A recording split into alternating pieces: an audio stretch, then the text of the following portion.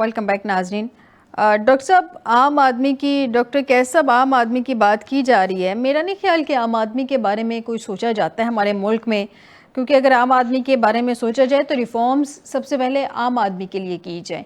अगर आम आदमी के बारे में सोचा जाए तो कानून साजी सबसे पहले आम आदमी के लिए की जाए। यहाँ तो अशराफिया को नवाजा जाता है, ख़ुद को नवाजा जाता है और अपने केसेस जो हैं वो ख़त्म करवाए जाते हैं। लेकिन फिर भी मैं आपसे एक सवाल ज़रूर करूँगी कि मूडीज़ ने जो अपग्रेड की है पाकिस्तान की रेटिंग, इससे बराह रास्त क्या आम आदमी को आपकी नज़र में कोई फ़ायदा होता नज़र आ रहा है?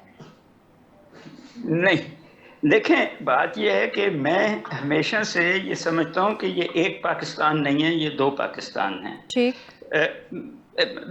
1 से 5% तो वो है ना जिनको इशराफिया कहते हैं, जिन्होंने हमारे मुल्क के एसेट्स पे कब्जा किया हुआ है लीगली और इलीगली। मगर ये टोटल 20%, 25% जो हैं लोग जो शहरों में रहते हैं और इकोनॉमिक जो सर्कल है उसका हिस्सा हैं, वो लीगल पैसे कमाते हैं या इलीगली पैसे कमाते हैं, रिश्वत, पिलफरेज या टैक्स बचा के।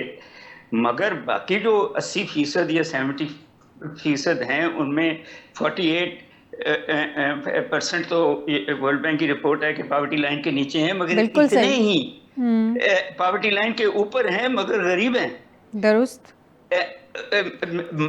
देखें, इकोनॉमी जो है वो इन्वेस्टमेंट, जब मोदी की बात भी आप करते हैं तो सेविंग से इन्वेस्टमेंट आती है।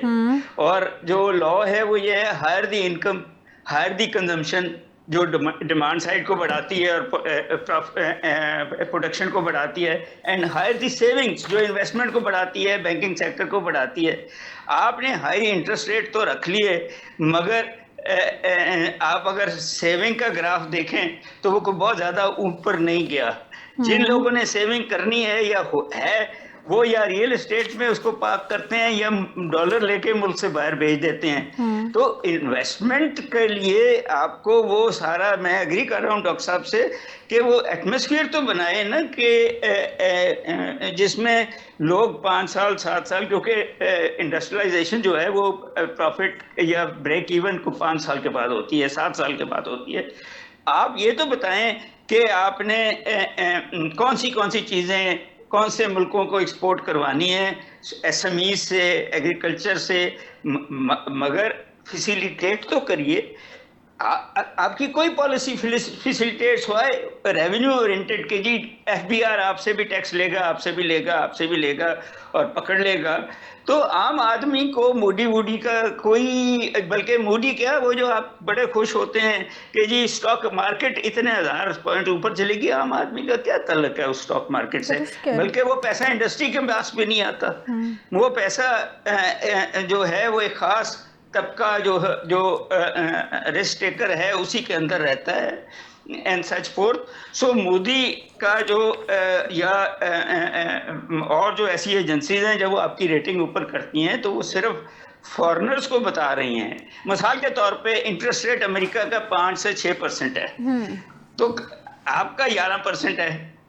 तो वो ये बता रही हैं कि आप 5% अमेरिका से पैसे लीजिए और पाकिस्तान में 11% पे इन्वेस्ट कर दीजिए, तो उसमें आपको जो है 6% बगैर कुछ किए हुए मुनाफा हो जाएगा। आपके बैंकिंग सेक्टर में ये है, सारा सिस्टम आपकी ग्रोथ दिखा रहा है। ये है जिसको मोदी या दूसरी एजेंसी जो हैं वो इंडिकेट करा रही हैं, और ये है जिसकी वजह से आपके इंटरेस्ट रेट नीचे नहीं आ रहे। They are not pro people, they are not pro industry, they are not pro economics, they are pro banking sector and money making through financial instruments। और अनफॉर्चुनेटली बहुत बड़ी इकोनॉमिक्स है, मॉनेटरी इकोनॉमिक्स, जो इसको सपोर्ट करती है कि पैसे से पैसा बनाओ बजाय मैन्युफैक्चरिंग करो। मगर जो असल ग्रोथ होती है, जो असल एम्प्लॉयमेंट होती है, वो प्रोडक्टिविटी और मैन्युफैक्चरिंग से आती है। वो एग्रीकल्चर की मैन्युफैक्चरिंग हो या सर्विसेज की हो या इंडस्ट्री की हो।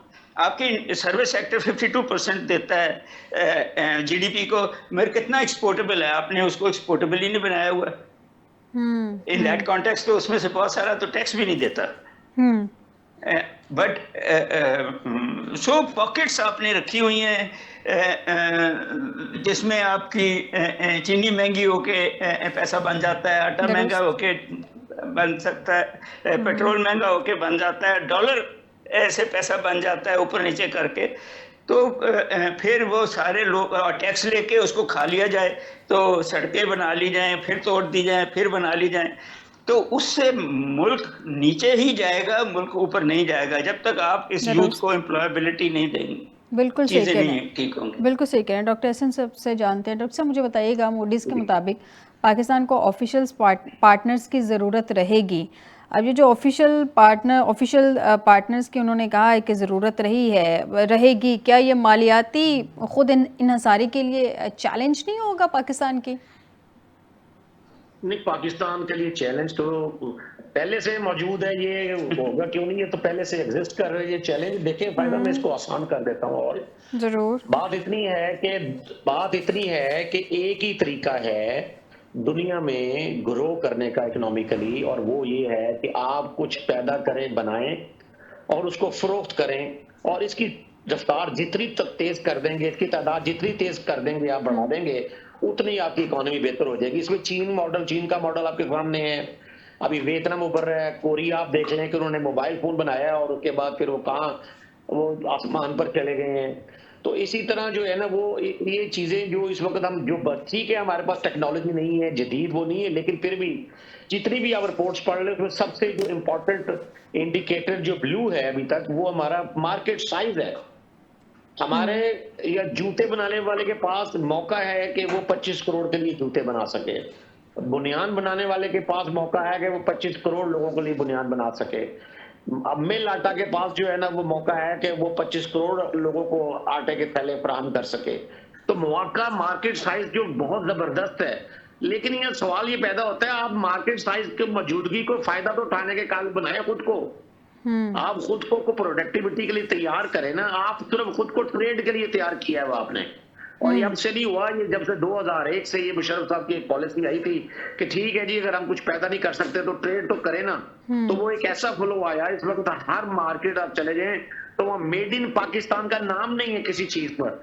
Made in China, made in Japan, made in Korea, made in Bangkok, made in Thailand, इसी के गिर्द हम घूम रहे हैं, और वही पड़ोसी से मार्केट अति पड़ी है।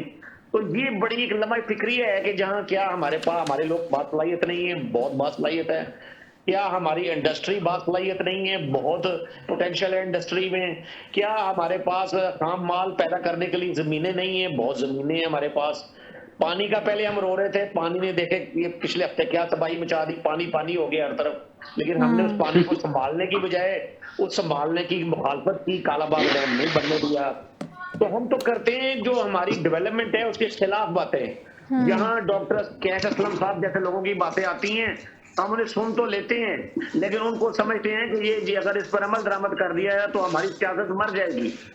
तो ये जो पिछे हुए लोग हैं, इनको होश आ जाएगी, इनको जबान मिल जाएगी।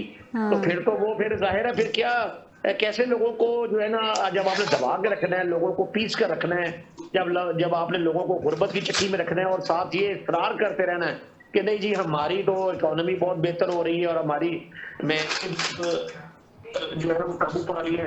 अगर आपने महंगाई पर काबू ही पा लिया है तो ये मार्केट्स जो है सुनसान क्यों है, ये ताजर बरादरी क्यों रो रही है, ये इंडस्ट्रीज जो है ये अपनी पूरी कैपेसिटी पे क्यों नहीं चल रही। एक इंडस्ट्री जो है वो अगर 100 आदमी को रोजगार देने के काबिल है तो उसने 25 बंदे क्यों रखे हुए हैं। वो 75 बंदों को मजीद इसलिए नहीं ला रहा कि प्रोडक्शन तो हो नहीं रही है, तो वो क्यों बोझ उठाए उसका। तो इसी तरह आप देखें कि जो आपकी मार्केट्स हैं उसमें चंद एक शहरों को छोड़ के बाकी आप देखें ना किस तरह सुनसान है। आपकी जो लोगों की बाइंग पावर है वो किधर चले गई है। आप बाइंग पावर कम होने को कहते हैं कि महंगाई की बढ़ने की रफ्तार की तरह कम हो गई है। ये बड़ा अफसोसनाक है, आप लोगों को बेवकूफ समझते हैं कि लोग जो हैं जो पहले 1 किलो गोश्त खरीद सकता था 1 महीने में, वो 1 पाउंड नहीं खरीद सकता। तो आप कह रहे हैं ये महंगाई कम हो गई है, ये अपने महंगाई पर काबू पा लिया है। ये भी आपको बता दूं, ये जो अफराते दर 4.5% पे आप देख रहे हैं, ये इसलिए है कि आपकी जो इस वक्त इकोनॉमी है उसमें कोई बूस्ट है ही नहीं। जो लोगों की बाइंग पावर है वो बिल्कुल जो है ना 50% बिलो पे चले गई है एज कम्पेयर टू 2021। तो वो आपकी जब होगी फिर आपकी ज़ाहिर है वो आपका इन्फ्लेशन कम हो जाएगी आपकी, फिर तो आपको कोई मिलेगी जो दूसरा। जब आपकी प्रोडक्शन ही भी नहीं, आपकी प्रोडक्शन भी नहीं है, यहाँ तो होता ना कि आपने अफरातज़र पे कैसे काबू पाते हैं कि आप डिमांड और सप्लाई को बैलेंस कर लेते हैं, आप इतनी अशिया पैदा कर लेते हैं बिल्कुल कि जो सही, मार्केट की डिमांड पूरी हो सके, बिल्कुल तो सही, आपको बिल्कुल सही, वो अफरातज़र का सामना नहीं करना। बिल्कुल लेकिन सही आपने कह रहे हैं आपने डॉक्टर जी कोई जी, प्रोडक्शन तो की नहीं है। बिल्कुल डॉक्टर कैस साहब से जान लेते हैं। डॉक्टर साहब, निजकारी टैक्स नेट में इजाफा और एसएमई सेक्टर्स को सपोर्ट, क्या ये इकदाम यकसा तेज़ी से आपके ख्याल में आगे बढ़ रहे हैं या मज़ीद कुछ रुकावटें अभी इनमें मौजूद हैं जिनको दूर करने की ज़रूरत है?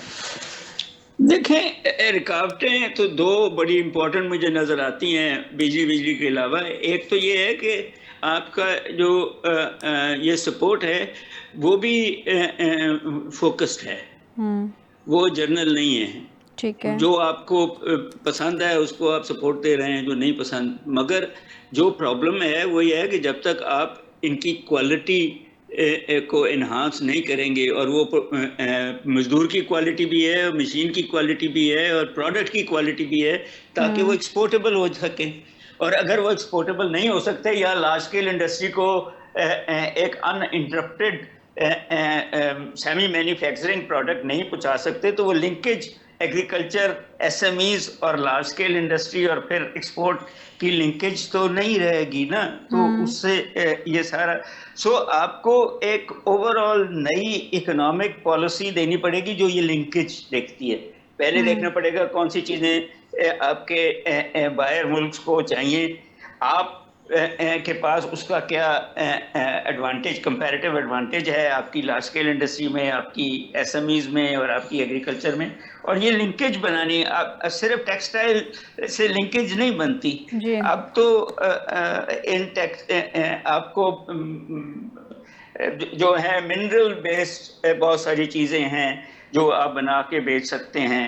आप देखेंगे कि चाइना ने ये चीज़ें बेची अमेरिका को, अब चाइना खुद टेक्नोलॉजी की तरफ चला गया, तो चाइना को भी बिल्कुल सही, कहीं और से चीज़ें चाहिए ना, तो आप बना लें वो।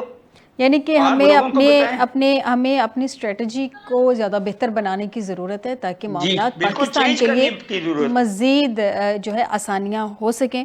बहुत शुक्रिया डॉक्टर कैस असलम साहिब आपका, डॉक्टर एहसन महमूद साहब आपका मुझे प्रोग्राम में ज्वाइन करने के लिए। नाज़रीन, आज के प्रोग्राम से दीजिएगा इजाज़त, बशर्ते ज़िंदगी आपसे दोबारा मुलाकात होगी। अपना ख्याल रखिएगा, अल्लाह हाफिज़।